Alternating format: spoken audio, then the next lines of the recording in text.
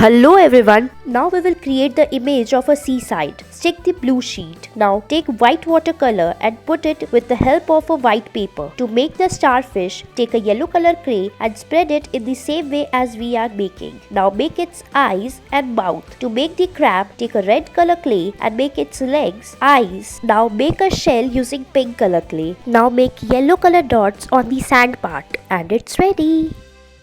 Now we will make a boat. Take the square shaped paper, fold it one by one as we are folding. Watch the video carefully. Now open it and make a small holes. Now put cotton buds on these holes. Stick orange color rectangle sheet on it. Now make a dragon's face and its tail on a white paper. Now fill it with a red color and now cut it out and stick it on the front and the back part of the boat. And it's ready.